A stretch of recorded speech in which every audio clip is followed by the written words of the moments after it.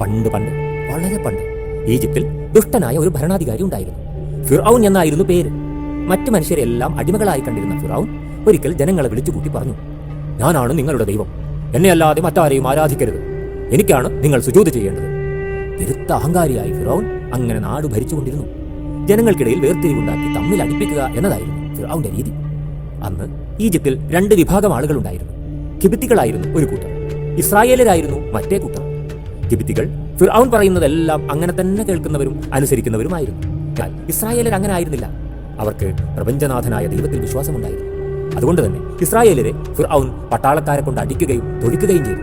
അവരോട് ഫിർഔനെ ആരാധിക്കാൻ നിർബന്ധിച്ചു. പക്ഷേ ഇസ്രായേലർ നബിമാരുടെ വഴി പിന്തുടരുന്ന ആളുകളായതിനാൽ ഫിർഔനെ ആരാധിക്കാൻ അവർ കൂട്ടാക്കി. അങ്ങനെയിരിക്കെ ഒരു ദിവസം കൊട്ടാരത്തിലേക്ക് ഒരു ജ്യോതിഷി നടന്നു വന്നു. എന്നിട്ട് പറഞ്ഞു, എനിക്ക് ഫിർഔനെ ഒന്ന് കാണണം. കൊട്ടാരത്തിലെ പരിചാരകർ ആദ്യമൊന്നും സമ്മതിച്ചില്ലെങ്കിലും അവസാനം അനുവാദം കൊടുത്തു.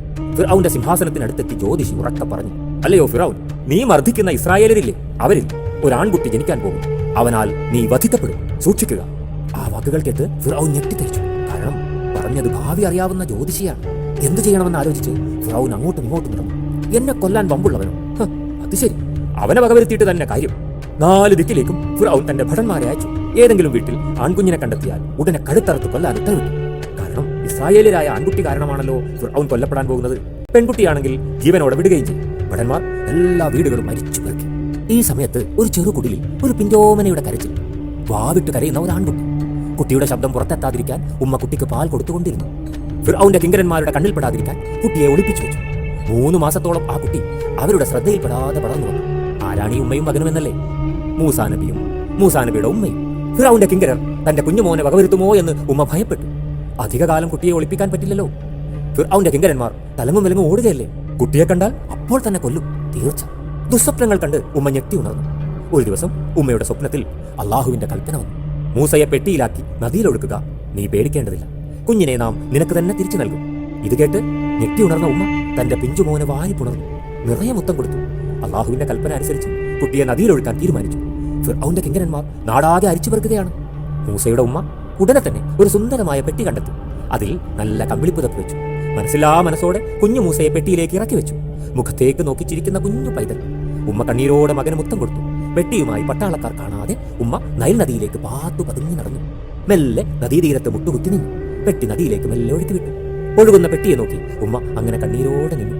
നോക്കൂ, പെട്ടി നദിയിലൂടെ ഒഴുകുകയാണ്. ഓളപ്പരപ്പിലൂടൊഴുകി മൂസ, ചാഞ്ഞും ചെരിഞ്ഞും കൊണ്ടൊഴുകി മൂസ, കാണാൻ രസമുള്ള കനകപ്പെട്ടി, പെട്ടിക്കകത്തതാ കൊച്ചു പൈതൽ.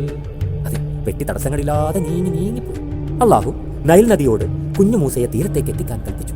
നൈൽ നദി തന്റെ ഒഴുക്ക് മെല്ലെയാക്കി പെട്ടിയെ സംരക്ഷിച്ചു. നദിയിലെ പുല്ലും മീനും മരത്തിന്റെ വേരുകളും എല്ലാം ഒഴുകി വരുന്ന പെട്ടിക്ക് വഴിയൊരുക്കി.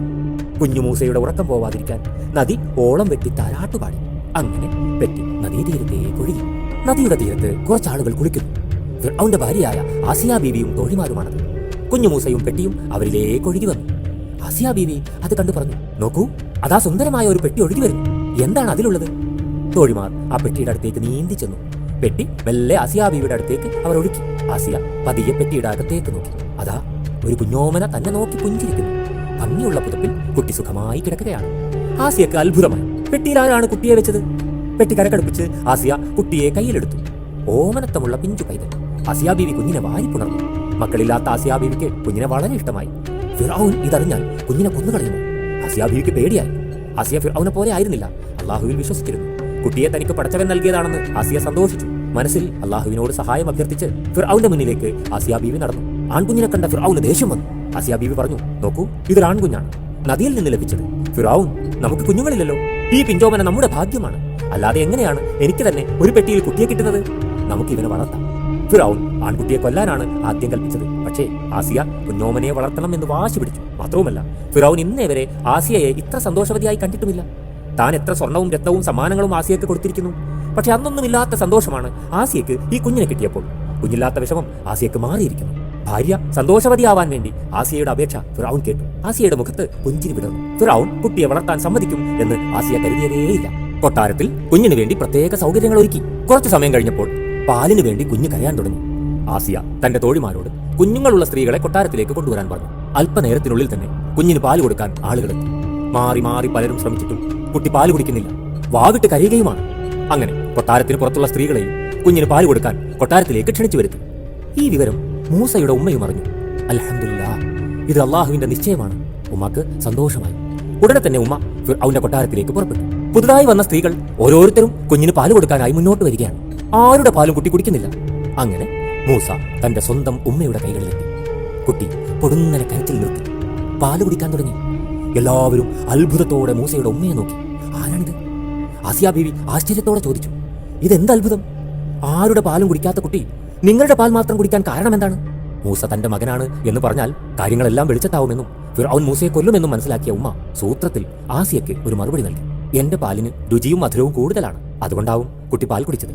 എല്ലാവരും ആ ഉത്തരം കേട്ട് സംതൃപ്തരായി. അങ്ങനെ മൂസയും ഉമ്മയും കൊട്ടാരത്തിൽ സകലവിധ സൗകര്യങ്ങളോടും കൂടി വളർന്നു. നോക്കൂ കൂട്ടുകാരെ, അള്ളാഹുവിന്റെ വിധി കണ്ടില്ലേ? കൊന്നുകളയാൻ ഫിർഔൻ കൽപ്പിച്ച ഇസ്രായേൽ ജനതയിൽപ്പെട്ട ഒരു ആൺകുഞ്ഞിനെ അയാളുടെ തന്നെ സംരക്ഷണയിൽ അയാളുടെ കൊട്ടാരത്തിൽ വളർത്തുകയായിരുന്നു അള്ളാഹുവിന്റെ വിധി. എങ്ങനെയാണ് ഫിർഔൻ മൂസാ നബി അലൈഹിസ്സലാമിനെതിരെ തിരിഞ്ഞതെന്നും ഫിർഔന് പിന്നീട് എന്ത് സംഭവിച്ചു എന്നും